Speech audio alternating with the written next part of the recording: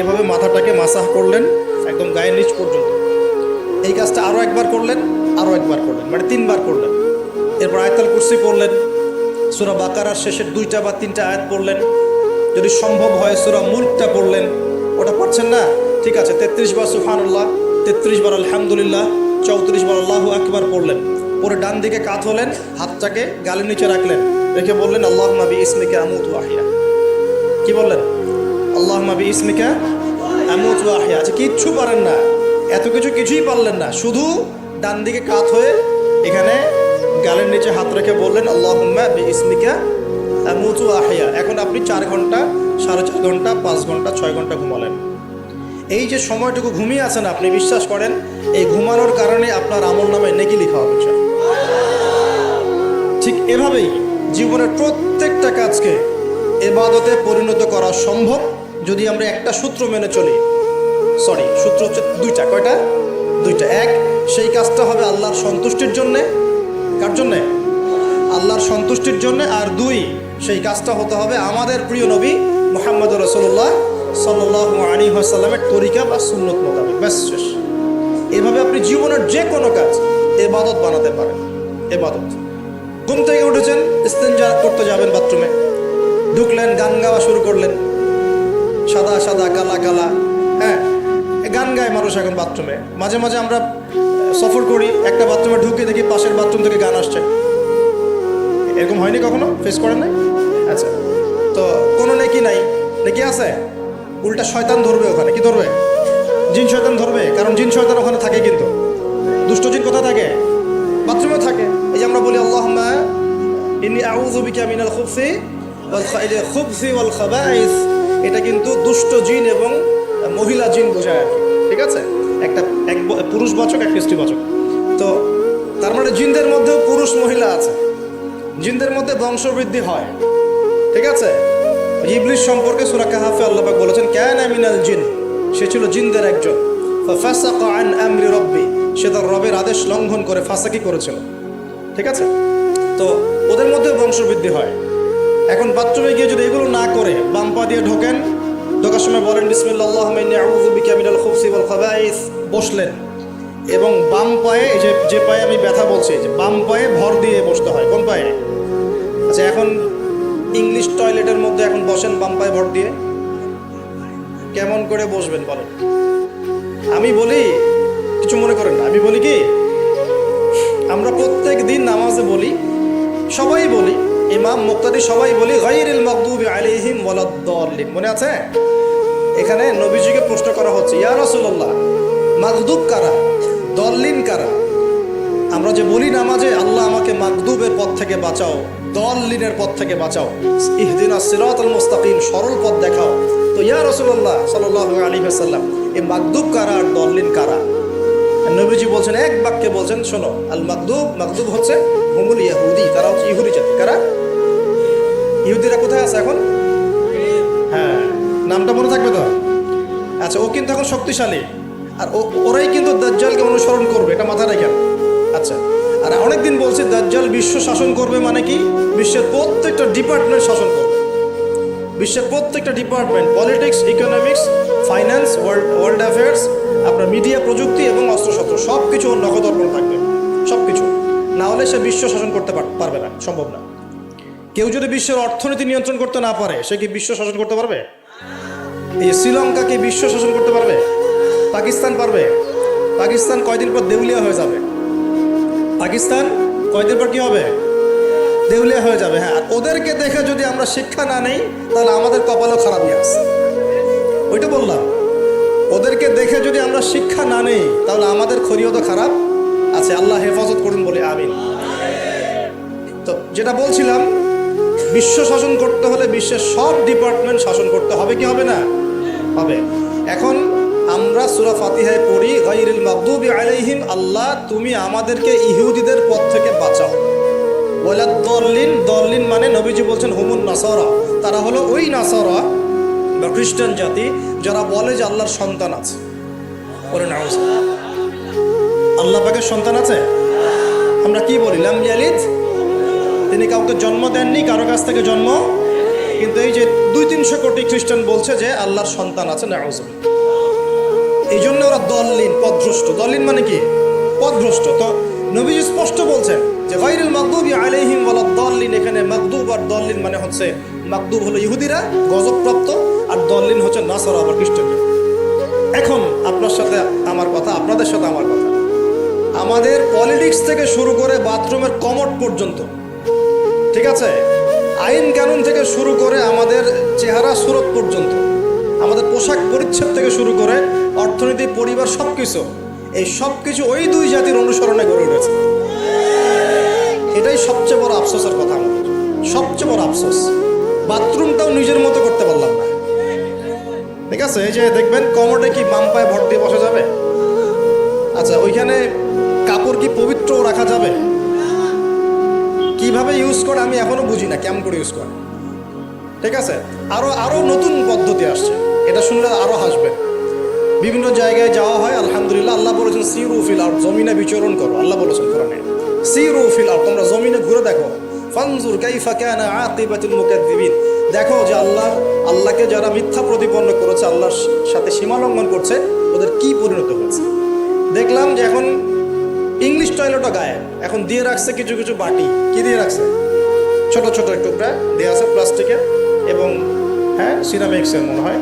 তো ওইখানে দাঁড়ায় দাঁড়াই করতে হবে, 1 নাম্বার করলে দাঁড়ায় দাঁড়াই করতে হবে, এবং সবগুলো একই মাপের দেওয়া আছে। এখন যদি ব্যক্তির কারো হাইট হয় 6 ফিট, কারো 5 ফিট, কারো 4 ফিট, কারো 2 ফিট, 3 ফিট, এই পার্থক্য কিভাবে সে মেকআপ করবে আল্লাহ ভালো জানে। এটা কেমন করে ম্যাচ করবে আল্লাহ ভালো জানে। কাউকে টুলের উপর দাঁড়াই করতে হবে, কাউকে একটু নিচু হয়ে করতে হবে, মানে মাপ তো একই। আরও যে কি কি দেখতে হবে আল্লাহ ভালো জানে। তো প্রিয় ভাইরা, বাথরুম করতে গিয়ে যদি নবীর সুন্নাহ মতো করেন, এখান থেকে কথাগুলো আসছে। যদি বাম পা দিয়ে ঢোকেন, বা পায়ে ভর দিয়ে বসেন, দেখবেন ইস্তেঞ্জা করেও শান্তি পাচ্ছেন। নবীর প্রতিটা সুন্নত বৈজ্ঞানিক। যে সুন্নত আপনি পালন করবেন, আপনি বৈজ্ঞানিক উপকারিতাও পাবেন ইনশাআল্লাহ। এই যে একটু আগে এক ভাই বলছিল, আপনি তো খানি না হুজুর, 1 চামচ কি 1.5 চামচ ভাত খাচ্ছেন, খানি না। তাই আমি বললাম যে আমি কম খাওয়া হুজুর, কারণ নবী সাল্লাল্লাহু আলাইহি ওয়াসাল্লাম কি শিখিয়েছেন? তিনি বলেছেন আমরা যা খাই না, তিনি নবী হওয়ার পরে মনে হয় সেটাও খেতে পারেন নাই। বিশ্বাস করছেন না? এরকম 3-3টা মাসের চাঁদ চলে যেত যে নবী সাল্লাল্লাহু আলাইহি ওয়াসাল্লামের বাসায় চুলাও জ্বলে নাই। আর আমাদের তো একবেলা যদি না খাই, তাহলে আল্লাহর উপর কত শিকায়াত, কত অভিযোগ, তাই না ভাই? আচ্ছা, তারপরে তিনি বলছেন একজন ব্যক্তির এতটুকু খাওয়াই যথেষ্ট যে কোমর, মেরুদণ্ড সোজা করতে পারে, আল্লাহর ইবাদত করতে পারে। আর যদি তোমাদের খেতেই হয়, তাহলে পেটটাকে 3 ভাগ করে খাবে। কয় ভাগ? 1 ভাগ খাবার রাখবে, 1 ভাগ পানি খাবে, আর 1 ভাগ এই শ্বাস প্রশ্বাস চলাচলের জন্য ফাঁকা রাখবে। কয়জন এর উপর আমল করে দেখাতে পারে? কতজন মানুষ আছে? আর যারা একদম গোগ্রাসে খায়, এদের ব্যাপারে কোরআনে এবং হাদিসে কিন্তু মারাত্মক কথা আছে। আল্লাহর নবী সাল্লাল্লাহু আলাইহি ওয়াসাল্লাম বলেছেন যে তোমরা খুব বেশি ঢেকুর তোলো না। কি করো না? একজন সাহাবী খুব ঢেকুর উঠাচ্ছে, সাহাবী না আসলে, উনি পাশ দিয়ে যাচ্ছিলেন, খাবার দাবার খেয়ে পাশ দিয়ে যাচ্ছিলেন। নবীজি তার ঢেকুর তোলা দেখে বলছেন যে তোমরা বেশি ঢেকুর তুলবে না, কারণ দুনিয়াতে যে ব্যক্তি বেশি পেট পুড়ে খাবে, কাল কিয়ামতের মাঠে সে সবচেয়ে বেশি ক্ষুধার্ত থাকবে। বলেন না? খাবে না, নিজের পেটটাকে 3 ভাগ করবে, 1 ভাগ খাবার, 1 ভাগ কি পানি, আর 1 ভাগ শ্বাস প্রশ্বাসের জন্য ফাঁকা। আর এই ব্যাপারে একটা কথা বলে দেই, শেষ জামানায় কিন্তু খাবারগুলো সব করাপ্টেড হয়ে যাবে। কি হবে? খাবার ভেজাল হবে, ভেজাল। এটার দলিল সূরা কাহাফে আছে, আমি এটা ব্যাখ্যা করব না আজকে। সূরা কাহাফে আছে, আমি ব্যাখ্যা করব না, শুধু ইন্ডিকেশন দিচ্ছি। 309 বছর ঘুমিয়েছিলেন আসহাবুল কাহফ। কত বছর? 309 বছর ঘুম থেকে উঠেই তারা প্রথম যে অনুভবটা করেছেন সেটা হলো তারা ক্ষুধার্ত। তারা কি ক্ষুধার্ত? দেখেন, 309 বছর পর যদি আপনি ঘুম থেকে ওঠেন, আপনার কাছে এই দুনিয়াটা আজীব মনে হবে, হবে না? কিন্তু ওনারা ক্ষুধার্ত, পকেটে কিছু মুদ্রা ছিল, যেই মুদ্রাগুলোর মান 309 বছরও কমে যায় নাই। কমে গিয়েছে না? এখন আপনি আপনার মুদ্রা নিয়ে ঘুমান 300 বছর, দেখেন তারপর কি হয়। কি হবে? টাকা থাকবো না যাইব গা? আচ্ছা, তারপরে শোনেন, এরপরে উঠেই তারা বলছে ফালিয়ানজুর আইয়ুহা আজকা তুআমা, এই মুদ্রাগুলো দিয়ে বাজারে কাউকে পাঠাও, তোমাদের 9 জন 10 জনের মধ্যে একজনকে বাজারে পাঠাও। ফালিয়ানজুর, সে যেন বাজারে গিয়ে দেখে, আইয়ুহা আজকা তুআমা, কোন খাবারটা পবিত্র খাবার, ফ্রেশ খাবার। ঘুম থেকে উঠেও ফ্রেশ খাবারের দিকে তাদের নজর কেন? আর এই সূরা আপনাকে দাজ্জালের ফিতনা থেকে বাঁচাবে কেন? আর দাজ্জালের যুগেই বা সব, দাজ্জালের শাসনের যুগে সব খাবারগুলো আস্তে আস্তে ম্যানুফ্যাকচার্ড এবং ভেজাল হচ্ছে কেন? এগুলোর মধ্যে মিল আছে না? তার মানে যত জামানা শেষের দিকে যেটা থাকবে, খাবারের ভেজাল তত বাড়তে থাকবে। এই সময় আপনাকে অবশ্যই ফ্রেশ খাবার খুঁজে খুঁজে বের করতে হবে। খাবার আগে মানুষ খেত, খাবারের মধ্যেই চিকিৎসা ছিল, তাই না? রোগের আরোগ্য ছিল। এখন সেই খাবার খেয়ে মানুষ অসুস্থ হয়ে যাচ্ছে। বুঝতে পারছেন না? খাবারের মধ্যে থাকে উপাদান, ভালো উপাদান, যে উপাদানগুলো পেটের ভিতরে গেলে, শরীরে গেলে শরীরটা সুস্থ হয়। এখন সেই খাবার খেয়েই মানুষ অসুস্থ হয়ে যাচ্ছে। এটা কোন হাদিসের সাথে মেলে জানেন? আনতালিদাল আমাতু রাব্বাতুহা, দাসী তার মনিবকে জন্ম দিবে। দাসী মনিবকে জন্ম দিবে মানে হচ্ছে সমাজের ন্যায় অন্যায়, হক বাতিল, সত্য মিথ্যার মানদণ্ড উল্টে যাবে। যেটা ভালো সেটা হয়ে যাচ্ছে খারাপ, খারাপটা হচ্ছে ভালো। সমাজে সত্যবাদী ব্যক্তি হয়ে যাচ্ছে মিথ্যাবাদী, মিথ্যাবাদীকে মানুষ সত্যবাদী বলা শুরু করেছে। আমানতদার ব্যক্তি হয়ে যাচ্ছে খেয়ানতকারী, খেয়ানতকার ব্যক্তিগুলো আমানতদার হয়ে যাচ্ছে। সমাজের সবচেয়ে ভালো মানুষকে মানুষ খারাপ বলছে, সবচেয়ে খারাপ মানুষকে খুব ভালো বলছে। উল্টে যাচ্ছে, খেয়াল করে দেখেন, উল্টে যাচ্ছে। বাবা এখন বাবার হাতে ছেলে মায়ের খাচ্ছে, ছেলের হাতে মা মায়ের খাচ্ছে। এরকম হচ্ছে না? যাকে একটা দায়িত্ব দিয়ে রাখবেন, যে বাবা তোমার উপর আমি বিশ্বাস করলাম, দায়িত্ব দিলাম, সে আপনার বিশ্বাস ভঙ্গ করে রেখে দিচ্ছে। এই হচ্ছে না? বিশ্বাস উঠে যাচ্ছে, প্রতারণা বাড়ছে। মানে কি? মানুষ আল্লাহ পাকের হালালগুলোকে হারাম করে নিচ্ছে, হারামগুলো হালাল করে নিচ্ছে। বুঝতে পারছেন না মনে হয়? হালালগুলোকে মানুষ আস্তে আস্তে হারাম করতেছে, হারামগুলোকে আস্তে আস্তে হালাল করতেছে। এটা হচ্ছে না? হচ্ছে। খুব খেয়াল করেন, এখানে খাবার খেয়ে আপনার উপকার পাওয়ার কথা, খাবার খেয়ে আপনি অসুস্থ হয়ে যাচ্ছে। উল্টা হচ্ছে, উল্টা চলতেছে দুনিয়া। দুনিয়া কি চলছে? উল্টা। ছেলে পড়ছে মেয়ের পোশাক, মেয়ে পড়ছে ছেলের পোশাক। আজ বলতে কি শুধু নামাজ রোজা হজ জাকাত না, জীবনের সব কাজ? এই একটা জিনিস যদি বুঝতে পারি, আমাদের আজকের ওয়াজ সফল ইনশাআল্লাহ। আমরা আমাদের জীবনের প্রতিটা কাজ আমাদের প্রিয় নবী মুহাম্মদ রাসূলুল্লাহ সাল্লাল্লাহু আলাইহি ওয়াসাল্লামের তরিকা মতো করবো ইনশাআল্লাহ। রাজি আছেন ইনশাআল্লাহ? তাহলে এখন বলেন, 5 ওয়াক্ত নামাজ নবীর তরিকায় পড়া যাবে তো ইনশাআল্লাহ? নবীর তরিকায় নামাজ মানে ধীর স্থিরভাবে নামাজ। আমি এই তর্কে যাব না, হাত বাঁধবেন কোথায়, ঠিক আছে? ওই তর্ক সবাই করে না, ওই তর্ক সবাই করে না। এই মাসআলাগুলোকে নিয়ে যারা মুফতি আছেন তারা কথা বলেন, আমি মুফতি নই। অতএব এই মাসআলাগুলোকে নিয়ে আমি আপনাদের সাথে কোনো কথা বলছি না। আমি বলছি আপনাদেরকে, নামাজ প্রতিষ্ঠা করা, কায়েম করার মানে হচ্ছে নামাজটা হতে হবে নবীর মতো খুশু খুজুতে। খুশু খুজু কি জিনিস? নামাজটা ধীর স্থিরভাবে হবে। নামাজে কি পড়ছি সেটা বোঝার চেষ্টা করতে হবে। নামাজে কি বলছি আল্লাহর সাথে সেটা বোঝার চেষ্টা করতে হবে। নামাজে রুকুর অর্থ কি, তাসবিহ কি, সেজদায় আমি কি পড়ি, 2 সেজদার মাঝখানের দোয়ার অর্থ কি, তাশাহুদ দরুদ দোয়া মাসুরের অর্থ কি, নামাজের সেজদায় আমি বেশি বেশি দোয়া করতে পারছি কিনা, নামাজ পড়েও আমি গোনা থেকে বেঁচে থাকতে পারছি কিনা, এই বিষয়গুলো বেশি ইম্পর্টেন্ট। আমি কি বোঝাতে পারছি? নামাজ ধীর স্থিরভাবে, রিল্যাক্সে, তাড়াহুড়ো নাই, বুঝে বুঝে পড়ার চেষ্টা করবেন। আল্লাহ পাক তৌফিক দান করুন। যারা নামাজ ধরি ছেড়ে দেই তাদের জন্য একটা হাদিস। নবী সাল্লাল্লাহু আলাইহি ওয়াসাল্লাম বলেছেন, মান তারাকা সালাতান মুতাআম্মিদান ফাকাদ কাফার। মনে রাখবেন, নবীজি বলেছেন, কেউ যদি তার উপরে অর্পিত ফরজ নামাজ ছেড়ে দেয়, নামাজ পড়াকে জরুরি মনে করে না, ফাকাদ কাফারা, সে ব্যক্তি কুফরি করলো। বলে নাউজুবিল্লাহ। নামাজ কি ছাড়বো ভাই ইনশাআল্লাহ? আল্লাহ পাক আমাদের সবাইকে 5 ওয়াক্ত নামাজি বানিয়ে দেন, বলি আমি। এবং রমজান মাস আসার আগেই নামাজের স্পিড আবার ধরতে হবে, পারবো তো ইনশাআল্লাহ? আল্লাহ আমাদের সবাইকে কবুল করুন, বলি আমিন। এবং রমজান মাসে সুস্থতার সাথে রোজা রাখার তৌফিক দান করুন। রমজান শব্দটা যখন এসেই গেল, তো আর 2টা কথা বলি। রমজান মাসের সবচেয়ে বড় বৈশিষ্ট্য হচ্ছে এই মাসে আল্লাহ পাক কোরআন নাজিল করেছেন। কি করেছেন? এখন সারা বিশ্ব জুড়ে একটা ইস্যু চলছে না, কোরআন ইস্যু, কোরআন পুড়িয়ে দেয় ইস্যু, মনে আছে? যে কোরআন পুড়িয়ে দিয়েছে, আমার দৃষ্টিতে তার চেয়ে বড় তার চেয়ে বড় অধম সেই ব্যক্তি যে মুসলিম পরিবারে জন্মগ্রহণ করেও কোরআন তেলাওয়াত করা শেখে না।